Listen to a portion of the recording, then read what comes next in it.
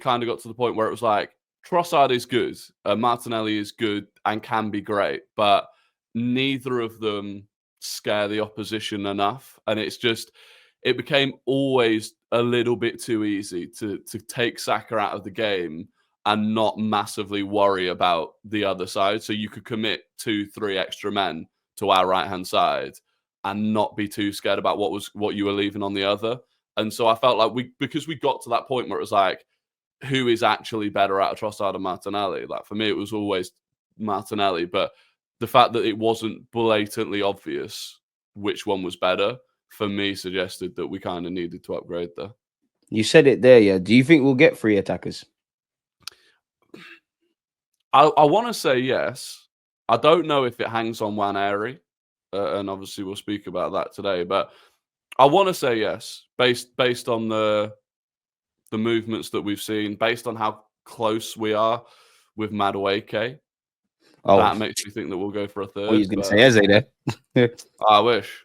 I mean, I don't know, man, because when you look at some of the names we're linked with, like, obviously we're going to get into Gyökeres, but Gyökeres is setting you back about 70 odd. Eze is setting you back about 60 odd. Rodrigo, God knows, anything from as low as 60 to as high as 100 million. And obviously Madueke we'll get into, but it's like 50. So when I start pricing that up, of course, I'm not an accountant. Of course, I guess if there's money to do it, it can be done. But I just wonder, in terms of the caliber, if you don't necessarily rate Madueke or anyone, like just their kind of stature in the game. So it leads me to go with, like, do you get a household name in Gyökeres? Do you get a household name in the left winger? And you maybe get a young upcoming kind of talent, or any sort of denomination of the 3. I mean, 3 would be lovely. We'll get into Eze, as I keep saying, but the one thing I like about Eze is it's kind of irrelevant. We're hearing with the Ornsteins and whatnot from our strikers and the left wingers. We want him anyways, especially if we were like, if there's a reality where we get Gyökeres, Rodrigo's out the window. For me, that tells me you have to get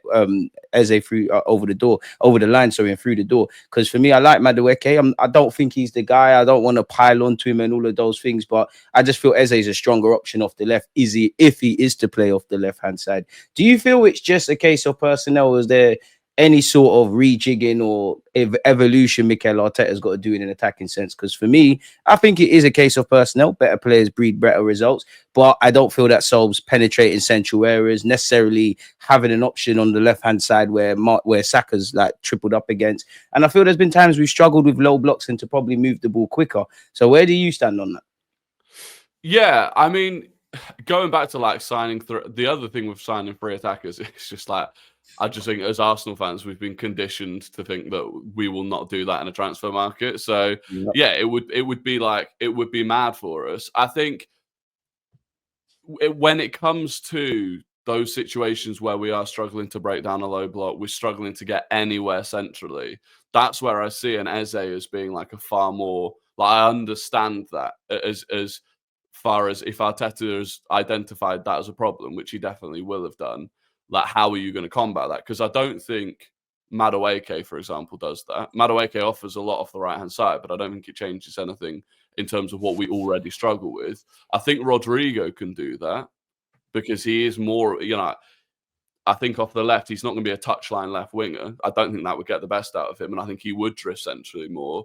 And I think Victor Gyökeres as well is a channel runner, so you can kind of, if you drag him out wider and let him run into the left channel a bit, that should free up space in the middle. But can you do that against a really deep low block? Probably not. So, yeah, I still think there's a lot of work to do on that. And whether or not any of the players that we've been linked with other than Eze so far accomplish it, I'm not actually that sure. What do you make of, like, Havertz's future? Obviously, I'm not asking if he's going to still be at the club and all of those things. He clearly is. He's clearly rated by Arteta. I don't think Kai Havertz is amazing, and definitely he's not without faults. But I do think there is an element of scapegoating. Nobody at Arsenal put a gun to his head. Well, nobody put a gun to Chelsea's head to sell him to us, nor to us to go and buy him. But when you consider where we're at, there is some sort of use. That being said, though, we've brought in Zubimendi, which another one we'll get into. We're talking about Eze and Rodrigo, who can play in other roles, can also play in the 10. And obviously a big part of our summer was a striker. So where does that leave Kai Havertz for you? Yeah, look, I still think he's an important part of the squad. Like, for me, the best I've seen us in however long. A lot of people think that the start of 22-23 was the best we've been.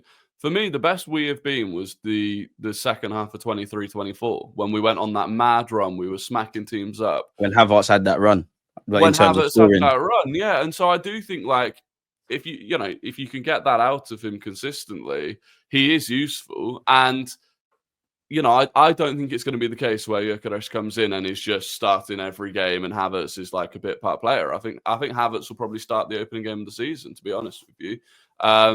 And Gyökeres will be given a bit of time. And I do think in some parts, like, Havertz offers more than Gyökeres, but then there were expand on that. game parts. In terms of the link-up play, I think his hold-up play is probably better. He's taller when we want to go long. And his general, like, reading of the game, his movement off the ball, I think is really, really good. And it frees up other players. I'm not saying Gyökeres can't do that. And to be honest, I probably haven't seen enough of him over like 90 minutes consistently to know it. But I just don't think he's going to drop out of the team. I also think he might end up playing left central midfield at times. I said that as well. We don't need to play with both Zubimendi and Rice. And I feel like the fact that he's bulked up a lot suggests to me that maybe that's part of the plan. So, yeah, I think there's a lot for him still to give. The flip side of that is he's on a lot of money. If he's not a regular starter and he does get phased out a little bit, do you ultimately end up selling him in the near future? I'm not sure. But, yeah, I think it's an interesting one. And I still like him as a player.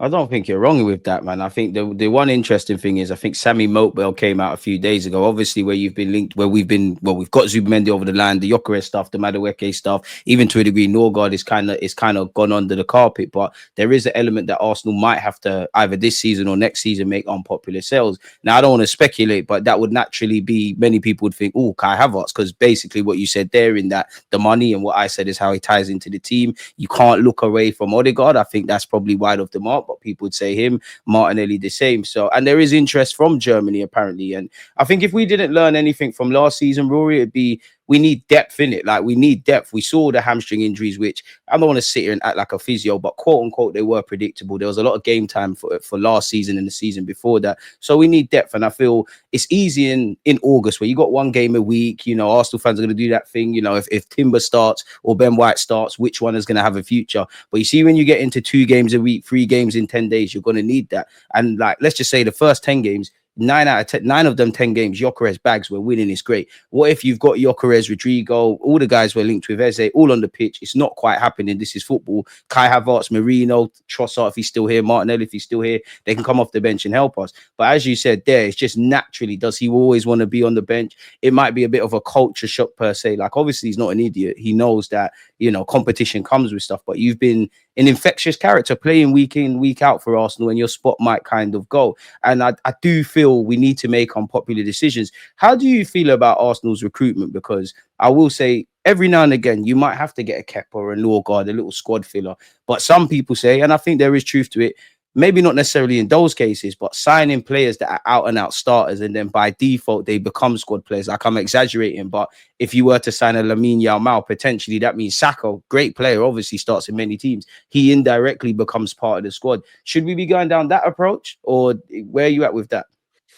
Yeah, I mean, there's only so many, like, we have at a base level, our best starting 11 is a very, very good team that is good enough to compete for titles, right? So to go out and upgrade on the starting 11, you're going to be spending 60, 70, 80 million plus on each of those. How many of them can you do, not even just in a window, but in like a year and then on a 3-year cycle? Not a huge amount. So for me, this summer, it was the striker, the left wing, and really the holding midfielder, given everything that was happening. They were the 3 where I'm like, you can bring in an upgrade to the starting 11 in those 3 positions. I think some people would say Ødegaard as well. I still want to give him one more season where I think if he's at his best, he's definitely good enough.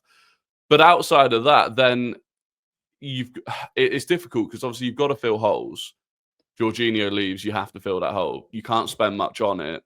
So like Norgard for me, I think does the job. The Mosquera one I think is interesting. Another one, yeah. Especially with Tommy gone. Exactly. So Tomiyasu was there. Sounds like apparently he's going to come back in October time. But we're not getting rid of him for like money or anything like that. It was just he wanted to leave to get game time to be at the World Cup next year, which fair enough, he probably wouldn't have got that game time with us. So filling that spot with a younger player who's hungry, sounds like he actually backs himself to come to Arsenal and eventually get a starting spot. I like that. And then the Kepa one, I don't mind it. Like, could we start, is that a position where maybe you could promote a youth player? Maybe, not sure.